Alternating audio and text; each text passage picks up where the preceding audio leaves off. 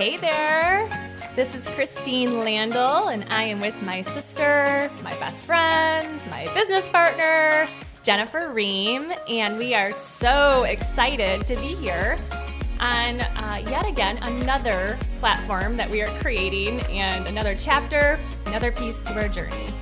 The Vibe Well podcast. This is Jennifer Ream. So excited to be here with you guys. Our intention for this podcast is all about sharing our love for all things wellness, holistic wellness that is. And we are here to uplift, plant some seeds, and support you on your wellness journey. We've always loved being able to be out there with our community, sharing all the things that we learn. And as we grow and learn new things, we love to put them out there, and maybe they'll plant some seeds for you and help you along your journey. So here we are. Let's get started.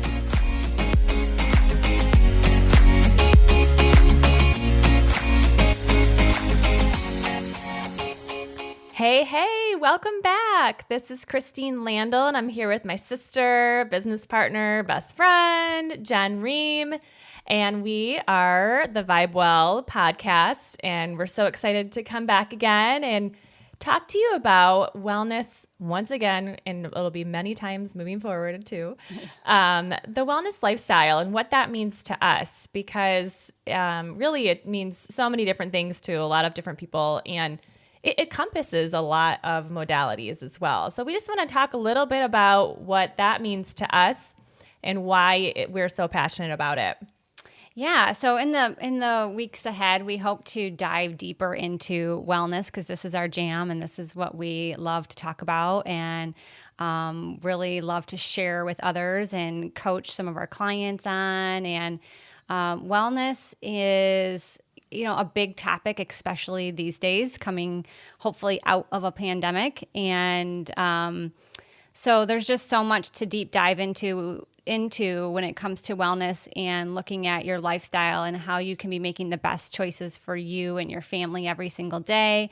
And that's always evolving and changing. And as Christine and I have learned over the years, it really is something that we love learning about. And as we learn more and gain more knowledge, or we learn more science that comes out, that becomes available, we tweak and, play around with our lifestyle and different things to continue to evolve in the best way. So in the weeks ahead, we really hope to dive into like our favorite things that we do to stay healthy and really just high vibe and honor our bodies and this temple that we have for one lifetime, and we really got to honor it and take care of it and do our best to keep it really in the best shape we can health is wealth. That's what it comes down to us. And that's always our focus. So if we don't have that,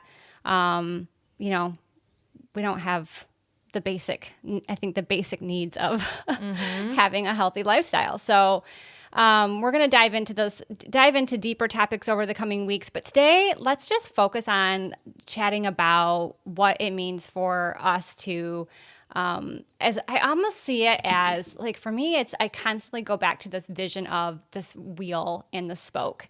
And in the center is our bodies. And then we have all these spokes that go around the circle. And those spokes are just different modalities of keeping that inner wheel like well running and well oiled and in the best shape that it can be. And there's all these different things that connect to it. And that's kind of how I always envision wellness and my body. And so for us, I know there's like some key things that we talk about when we do talks or whatever, when we present. And I think let's dive into that a little bit. The first one being going inward and what that means to us. And going inward for us is really about taking time each day to tune in with our deeper selves, our soul, setting our intentions for the day, prayer. Many people, like, this is their time for prayer. For us, it's meditation and reflection first thing in the morning to set our day up for success. And that's really like one of the bigger components of our lifestyle that is a non-negotiable for us. So Yeah, and it's in it because it's the foundation. It's something that we have to do every single day, but it's also one of those things that it means something different for everybody. So Yeah. you have to really figure out what that looks like for you and how it will work into your routine so that it's sustainable and it is something that will work for you every single day. So I think that piece is really important. And again, it is the time that we set our intentions and the time that we pray. Prayer is a big part of that. Meditation is, just sitting quietly and listening. Oftentimes, it's when we get downloads and our clarity comes from that as well. So it really is the foundation for the day. right, and journaling is a big part of that too. And we are going to go into that in another podcast, like specifically into that. But that's one of the spokes that I see is a big part of our overall wellness lifestyle. Secondly, being obviously nutrition, and nutrition is what we've learned over the years, and if you listen to our story, you'll know that we have a journey, and especially Christine, with healing her body through food, and it's why we have Vibe Well today, and why it's so important that we serve our community organic foods. So nutrition is a huge component. That's a big one in the wheel, and it really is about setting yourself up for success every day and having having the right earth foods around you to choose from as you move through your day. That's really what it comes down to for me. I think it's the lifestyle change that happened over the years was I never even consider going through a drive-through because I've always got myself set up for either I've eaten before I've left or I have healthy snacks with me. So it doesn't even cross my mind that I would ever go through a drive-through anymore. Mm-hmm. But before I had that lifestyle or that mindset, yeah, I mean, it would just be like, okay, I'm hungry. Where am I going to pull in and get something? Well, then when I realized that wasn't serving my body and it was actually harming me and I was, my body was sick basically from doing that. Once you tweak your lifestyle, you don't even think about it anymore. Like, it's really just like, it's so part of that's your habit. That's just what you do. So yeah, and I think that one is such a again, another fluid thing because it just depends, especially for women who are on a 28-day cycle, and it depends on the month and it depends on where you're at, and it's constantly changing. Our gut changes, the environment changes our gut, and so we're constantly having to again go inward to tune into our body to hear the different messages that we're getting, even just from the foods that we're eating. So not only is the nutrition piece a big part of healing your body from dis-ease or imbalance, but it's also goes in alignment with preventative measures too, and really just tuning into your body to see how you're feeling when you eat something and what that possibly is that could be throwing you off. So, again, that's just one of those things that it depends on where you're at in your life and the different ways you're going to feel and how you need to support your body.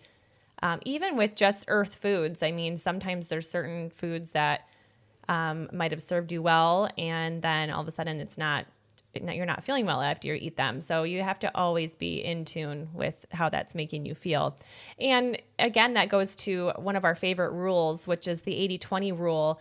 It's where 80% of the time we are eating to the best that we can, and 20% we indulge. And indulgences are different for everyone.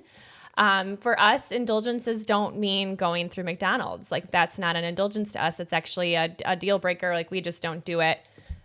We have too much knowledge at this point as to what the ingredients are and how it really works against our body. And so we just work too hard at what we do to support our body. And so that's just not really something, even an option in our indulgences, but indulgences might be ice cream or, dark chocolate, which is also good for you too, but everything in moderation. So it's that little bit of that fine line where you're trying to figure out, you're craving something sweet and you want to have something, or you're going to a birthday party and you want a piece of the cake.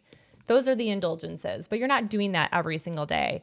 And if you do have that, it's not doing it all day long too. So it's kind of like one of those. Yeah, I think when rules. we know we're going to dinner, like I'm probably going to be really more clean, have a smoothie in the morning, have a Light lunch. Yeah, a light lunch, just, in preparation for the fact that I know I'm going somewhere out to dinner, most likely not eating organic. So I'm going to just, allow that to be my 20 for the day. And I'm okay with that. And a glass of wine or something like that. So, and I have because it's a lifestyle and because the next day I know I'm going to start fresh and be eating clean and from the earth, there's no judgment of myself or no shame around what I'm eating or choosing because I'm good with that. It's a lifestyle that works for me. And I think that's what it comes down to is everybody has to find that balance for themselves in what works best for them. But 80/20 has been one we've been living with that rule for a while, organically, naturally. And it works for us. And I think it works for a lot of our clients too. So Yeah. And I think that with that said, it's a really important piece to when you have that little bit of indulgence or you're craving like maybe some salty potato chips and you have those, you can pick back up at that next meal. A lot of times, like we maybe have a not so great breakfast or not so great lunch, or again, like that dessert indulgence and we're like, I already ruined it. I'm going to keep going with it. And then you just go with it all day long. Sometimes that can lead into several days and you kind of go on a little bit of a binge, an unhealthy binge. And so with that said, that 80/20 rule just kind of goes back into the back of your mind to keep you accountable and to keep you on track so that you don't go off on a complete tangent and have to start over again. So I think that that's like a great baseline. Yeah, and I think you hit it on the head when you said we can start over with each meal. Like you don't have to wait. And you can start over with each day. And I think that's a big thing when we're talking about the lifestyle in general. It's like each morning we wake up setting the intention for a new day and how we want to feel and how we want to nourish our bodies that day. It's not about having these astronomical goals. And it's really about one day at a time, one present moment at a time, honoring where you're at in that moment and making the best choice possible in each moment. And knowing that you do have that choice. It is a choice. Yeah. And so, it's important to pick back up and get yourself going even when it's hard. Yeah. Which brings us to the next, really another piece of the spoke or the wheel that we like to keep in balance is movement. Yeah. So it's really kind of the same rule, I would say. There's so often times when we don't feel like working out or you have to push yourself. And those are always the times that when you're done, you feel the best because you needed that extra, whether it was that pick-me-up, the endorphins, or just a little bit of strength in your day. I mean, it does get you going. And it does, I would say most people find that you do need to do it in the morning to make sure that you get it in. But 100% for me. Yeah. Like if I don't do it in the morning, I might get a walk in later in the day, but I'm not going to I don't have the energy to get in a strength workout later on. I mean, and everybody's different. And that's where it comes down to learning for you individually, what works best for you in your lifestyle. And it can change over time too. But for us, we've been doing this for years and when you knock it out in the morning, it really just you're setting yourself up and giving yourself so much energy for the day. And you tend to eat better when you're doing that too, because you want to support your body with what you just did to your body with working out, the stress that you put on it from that. You do have to support it with the protein and really all of the nutrients that you're giving it. So you really do set yourself up for success by working out in the morning. And it, of course, the exercise piece is incredibly important, but it doesn't always have to be strength training or cardio. I mean, even in, like Jen said, just going out in nature and walking, yoga, Pilates, all of switch it up, whatever you're feeling intuitively that day too. That's you're reading my mind because that was exactly what I was just going to say. Lately, for me, it's been so intuitive. Like I'll get up, get my workout stuff on, I'll go down to my gym area and I'll like start to get my app out and I'll just kind of go like whatever pops into my head first, like whether it's weights or Pilates or yoga, that's what I know. I'm like, okay, that's what I'm doing today. Like, so I might not even have a plan walking down, but then I get down there and I'm like, okay, I kind of just turn inward and like, what do I need today as I'm kind of stretching and getting ready. And I'm like, okay, that's the first thing I hear. That's what I do. So that's kind of been my routine lately. even though there's some days where I'll like immediately think, okay, well, I haven't done weights in a couple of days. I'm gonna do weights today. And because I think it's important to have that balance. Especially us women need to have that. We need to have strength training in our workouts in order to continue to build, keep our bones healthy as we get older and keep that muscle mass. And so, yeah, it needs to be intuitive, but just make the choice that you're going to do it. So one way or the other. And I think the recommendation is 150 minutes a week of working out, but I would definitely say do more. Yeah. I mean, even if really should be doing it every single day as much as we can. We do need a rest day, but I think like on that rest day, even getting outside and walking, just moving your body in some way every single day, or stretching. Yeah, even yoga. A rest day could just be as simple as stretching, and I think stretching every day should be definitely a non-negotiable. We just need it. We need to get the energy moving. We need to get the blood flowing. So yeah. Yep. Yeah. So I think this next one, I was kind of alternative healing. I kind of like lately been feeling like I don't even like that word anymore because it is not alternative. No, it is the original form of healing. And the fact that we have over the years started saying that things are alternative or new age, I'm like, no, it's not. It's old school. It was here before Big Pharma. It was here before the more modern medicine we have. This is the original form of healing our bodies. Yes, and it is what God created on earth for us, and we've taken it over the years, and we've made improvements, and we've used it for the good, and then we've also used it for bad. And so we've always talked about alternative healing modalities, but today it was just really striking me like, I don't know about that word anymore. Like I really feel like it just should be original healing modalities. And I know for you and I what that means, and just to share, we'll dive into these topics, I'm sure, more as we go, but really these healing modalities mean like Reiki and different energy healing, getting massages, and functional medicine has now become crazy. Yeah. Why don't you dive into that? Because people might not know what functional medicine is. Well, yeah, I think a lot of people don't. Right. And you know, there's no judgment here in any way, shape, or form. We've been there, I should say, where we didn't know where many of these things are, and we're still learning and exploring. And we do believe there is a time and a place for traditional medicine or Western medicine for acute illness, infections, things like that. But we know that we have gotten in a place in our country and in our society where we turn to the pill for every single possible healing. And it's now more becoming a Band-Aid of symptoms versus healing what it is that's causing it to begin with. So functional medicine and doctors many doctors who are MDs and were taught the traditional ways are now going and getting educated in the functional side of things. So functional medicine is when you're getting down to the root cause of the problem.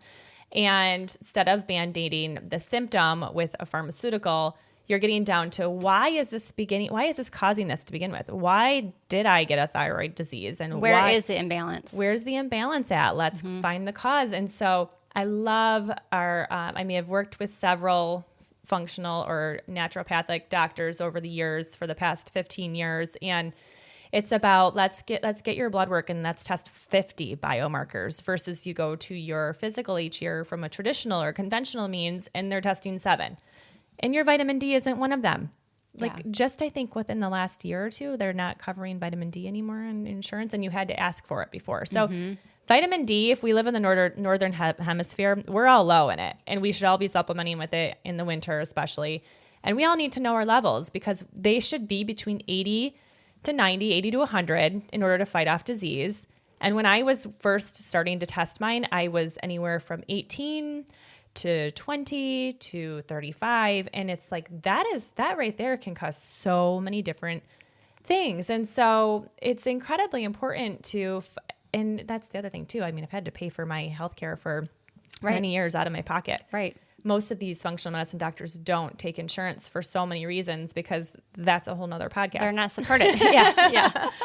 So the functional medicine, I would say intern with my nutrition is what has healed my symptoms from my Hashimoto's and my gut imbalances and so many of those things, because let's test your microbiome, which is, everything that makes all of the good and the bad bacteria in your gut, your intestines, all of that. And let's figure out what is off in your body. A lot of times it's vitamin mineral deficiency. Right. I just recently had my micronutrient testing done, and I cannot wait to get it back. It takes like 4 weeks, but it literally goes into all of those things. So, I mean, even for me, I don't feel off right now or feel unwell, but it's about prevention. Mm-hmm. And it's about, for me, knowing like, okay, where could I be supplementing right now? Where do I need a little more of vitamin this or vitamin that in order to be thriving and feeling my best, or preventing disease and dis-ease within my body? And that's where our focus is like, let's not wait to the body's screaming at you that something's wrong. Let's listen for the little signs. Let's get on top of it then and really prevent something from, developing into a more serious issue. Yeah, and I think what happened, we were really starting to get conditioned into the fact that this is just the way life is. Like, you start to get older, you feel crappy, your body breaks down. It doesn't have to be that way. Right. And yes, we can get a lot of our nutrition from our food, but the fact of the matter is we, as a country, has depleted our soil of the nutrients and the minerals that we need because of big ag farming and all of the pesticides and herbicides and glyphosate that we spray on it. So we really have messed up our soil. So we can't get what we used to get from our food. So most of the time we do need to supplement. Mm-hmm. And so, like Jen said, getting those biomarkers tested and all of those nutrients tested, where you need to supplement, and you can prevent versus treat disease. And again, it's like, we don't have to live this way. I'll never forget when I first started seeing the endocrinologist because my thyroid was off. She said, well, here's your Synthroid. This is just the way it is. You might not be able to have any more kids, and you're going to feel this way for the rest of your life.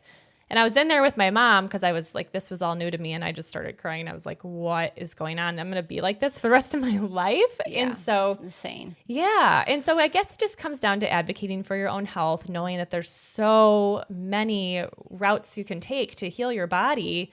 You have to just go within, and you really have to find the people who want to take the time to work with you. That every doctor that I've worked with now from a functional side, I'm with them for at least an hour to an hour and a half, and they're going through everything. They're explaining what it is and what it does. And it's truly a healthcare versus a sick care situation. Yes. And I cannot wait to dive into that topic in a future episode. I think there's so many components to healing modalities, but one we would be remiss with if we didn't say would be essential oils. Mm-hmm. It's a huge part of our lifestyle. It's my go-to for anything. If I feel anything coming on, I'm either taking it an essential oil or I'm using it topically. And there's so many great brands out there. We don't have to dive into brands specifically, but organic practices is really the most important thing.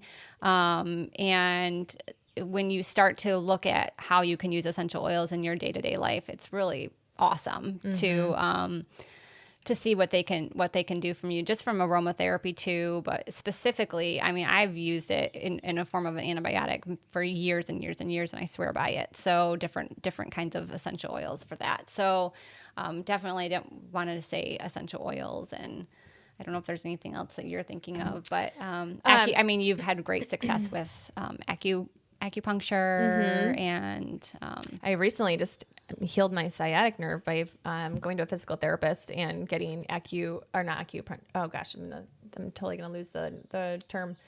Dry needling. It's basically like acupuncture, but it's a bigger needle and deeper into the nerve. And oh my gosh, it's like, you don't have to live with sciatic pain, and you can still work out. And I mean, there's so much out there. You have to dig. Yeah. You just have to dig a little bit deeper and listen to the ones who aren't trying to just treat disease and and you start symptoms. You start to create your village of people around you that you know and trust, and you realize it's not one thing. It's not like you said in the beginning. It's not one pill. Like it's really about having all of these healing modalities in your toolbox, utilizing all of them, having the resources available to you, and really just diving in and knowing that you have options. Yep. And I think ultimately it comes down to, is it fear-based or is it love-based? And when you have somebody who's pushing fear on you, when you have a doctor that's making you feel scared, or that you have no hope, or that this is just the way that it is, then that's when you kind of know, okay, time to explore my options and advocate for my own health. And again, it really just comes to that. You have to advocate for your own health. And so all of these different modalities that we use and these different categories that we spoke of, it's great to, like Jen mentioned, the wheel and the spokes, but we even have like the circle of life where you kind of see where you at and where your imbalance is at. Right. And so the goal is to try and keep those in balance. And there will always be some things that are off, and that's how you know, like, you need to focus more. Maybe it's your relationships that you need to focus on to bring that part of your life more in balance. Maybe your food is off and you need to bring that part of your life more in balance. So you just kind of find where you're off and you focus on that. And, it's always a work in progress. And once you know better, you do better. So because we're always learning and growing, and that's just the way we live and love to live, it's always changing. Yeah, always changing. So we hope you enjoyed this today's podcast, diving into our lifestyle and like what I like to call the spokes on the wheel. And we look forward to diving into these topics a little more deeper in the coming episodes. But thanks so much for joining us today. And we would love for you to comment and share and hit subscribe and all that, fun podcasty stuff. Let us know what you want us to talk about. That our people tell us we have to say. So comment below. Let us know of some other topics that you want us to dive into. This is our love, and we are excited to go deeper into a lot of these topics in the future. So thanks again for joining us, and we'll talk to you soon. Bye-bye.